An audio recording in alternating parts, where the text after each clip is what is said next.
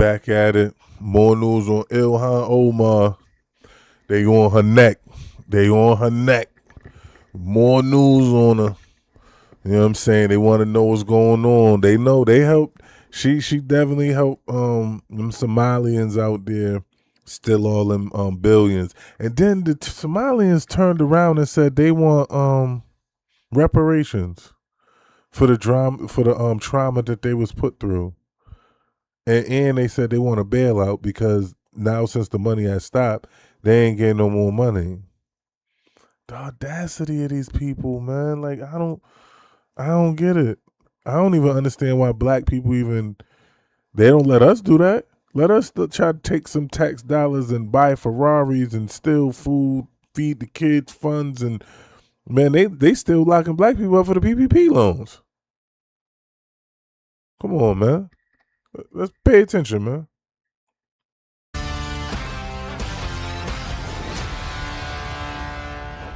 Welcome back. Today is the deadline for Congresswoman Ilhan Omar to turn over documents to Minnesota's House Fraud Prevention Committee. They're investigating the $250 million Feeding Our Future fraud scheme. At issue, Omar's alleged communications with the people tied to the scandal. The case's mastermind, Amy Bach, now convicted, awaiting sentencing. Defendants billed the government, as a reminder, for meals that were never provided through existing restaurants and sham companies. And court exhibits show Omar's name appeared in several emails with Bach. One of those, entitled Ilhan's Office, was also a text chain involving Ilhan Omar. Now, roll back to 2018, Omar's victory party. That was at a Minneapolis restaurant, the Safari restaurant. The owner also caught up in the fraud scheme. Convicted on... Yo.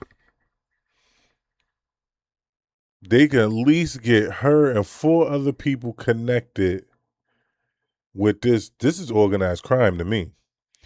Y'all wanted to take down Diddy on a RICO while she and the whole Somalian community, because the Somalian community was getting kickbacks because they were signing up their children to daycares that didn't exist and they was getting kickbacks. That's why the fraud went up so much. So y'all need to hit her with the RICO. Straight up. 21 counts. Omar did, in fact, receive campaign donations of more than $7,000 from 3 defendants in the case. Her office says that money has now been donated to charity. There are also questions about Omar's finances, a massive swing in reported net worth. The Wall Street Journal says an Omar disclosure filed last year showed she and her husband had assets of between $6 million and $30 million. And that's a massive rise in wealth from her previous annual filings. An amended filing since then, viewed by the Wall Street Journal, shows the couple's assets have been adjusted down to $18,000, somewhere in that range to $95,000. So you're not rich no more? Values. Now, Fox directly asked Omar about that change in her net worth, and she had nothing to say. Can you tell us about your net worth dropping down to about 100,000? The whole thing. Could you just elaborate on what mistake was made, Congresswoman? Her father was a crook. She a crook. Guaranteed. Everything about her crooked. Marrying her brother, her father was a murderer. Her father was on the run. Her whole family was on the run. They want Somalia want her deported because she running from war crimes. Her family, yeah, go look that up. She ain't who she say she is. What mistake was made on your financial disclosure forms to bring it down to 100,000 from up to 30 million? Just want to give you a chance to clear it up. Fox Digital reporting that much of that value was tied to 2 companies. One, her husband's business, a venture capital firm that jumped from near zero to as much as $25 million in a year. And know what's crazy? She'll jump on TV and say the white man is the most dangerous group in America, but she married to a white man. That's crazy to me. I couldn't, like, if I was a white dude and she went on the news and said that, I'd be like, yo, I can't be with you. As soon as she came home, my shit would have been packed. Like, me and my kind of dangerous, the most dangerous group in America? Are you crazy? I'm not about to lay in a bed with you. The other, a California winery surging from tens of thousands to millions in the same time frame. That winery has since been shut down. Omar was pressed on all of this last month on The Breakfast Club. They're not net worths. They're like the asset things for the companies. And so I don't know what percentage of it my husband actually has investment in. Like, that's not, you know what I mean? It's not a full picture of. Charlamagne don't even believe her. Charlotte, she went up there thinking that they was gonna have her back. Charlamagne don't believe her. Look at Charlamagne's face. He like, He don't believe her. The numbers in the way that it is presented in the document, because in the documents we have to do ranges and we have to like report in a way that is not detailed. It's not like your tax return that you're submitting for the public record to see. But that is a big increase, though. So you could understand why people would ask questions. Yeah. But I'm pretty sure it'll get like adjusted at some level when those ranges are looked at. She looked nervous. Why are they being adjusted? Thank you. So far up and far down. Of course, there's also allegations surrounding her brother. Fraud. President Trump likes to bring it up. Ilhan Omar. She comes here from Somalia, and she tells us how to run the United States of America. She says, the Constitution gives me certain rights. And I demand that I be given these rights. Get the hell. Yo, see what he give, yo. He crazy. Yo, he funny as hell, yo. He is hilarious, man. He's hilarious. What a phony. I believe she married her brother, which is totally illegal. Although it's a lovely couple, actually, but it's a little bit on the illegal side. Darling, I love you very much. Good night, brother. Let's go to bed. Good night. Isn't she despicable? I can't stand watching. Omar's spokesperson has called those accusations absurd, disgusting, and offensive in the past. We reached out again on these allegations, but have not gotten a response. Minnesota State Representative Walter Hudson joins me now. Representative, thanks for being with us here today. Let's walk through a couple of these together. Let's start with the Minnesota fraud scheme and her deadline to turn over documents. Will it reveal any further connections between her and the fraudsters? Well, it potentially could if she actually turned those documents over. Apparently she has not. And that's not surprising, of course. She knows that the subpoena power that we have as a committee requires one of the House Democrats here in the state of Minnesota to put up a vote in order to subpoena her.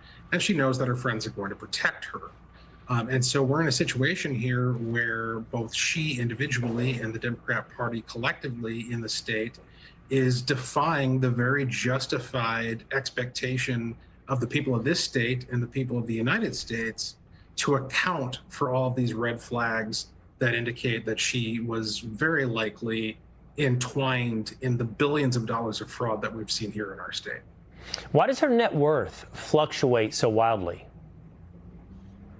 Because it's fraud. I mean, look, you can only speculate, right? There's not a benign and innocent explanation for it. I don't know how you make a 6-digit, 7-digit error in your reporting from one year to another. And what we have seen, listen, in terms of the investigations, the prosecutions, the indictments that have come forward involving all of this fraud that we've seen a pattern of money transferring overseas. There's been a lot of attention on the Minneapolis-St. Paul airport, suitcases full of cash flying overseas. You seem to find a lot of foreign money currency exchange businesses in direct proximity to a lot of these organizations and businesses that have been accused or suspected of being involved in fraudulent activity. So one can only imagine where those millions of dollars that Ilhan Omar apparently thought she had and then decided she didn't actually ended up. or never did have, or ended up, as you point out, not actually on her balance sheet. There's a lot of questions about her net worth and where all this money is and isn't, as there is, by the way, about her marriage. Walter Hudson, thanks so much for being with us here today. That's it, man. Y'all go do your own research, man. I feel like she's a fraud. She stole that money for her people. She gonna do whatever. They just trying to. They sent all that money back to Somalia to fund terrorism, and to fund their lives, man. Remember when they first got caught? They was on the internet boasting and bragging and telling American citizens, "Go work. You work for me." They was throwing that money in our face, talking about we is jealous and this, that, and the third, and they bring so much to our country and our state. Like it was disgusting. The way they do, they quiet now though. They quiet now. She quiet too, because she was all over the news talking Trump this, Trump that, Trump this, Trump that. I ain't hear a peep from her neither.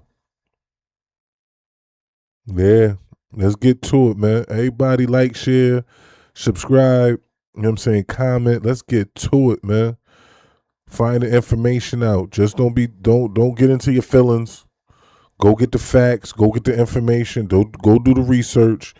And the more we report on it, the more we follow it, you know what I mean, the more hopefully we can reach people. Because, you know, the primaries is coming around and we don't want anybody attached to the Democratic Party. I'm happy that they not in power. Lost the Senate, lost the House, lost the popular vote, lost all 7 swing states. Like, nobody want to deal with that.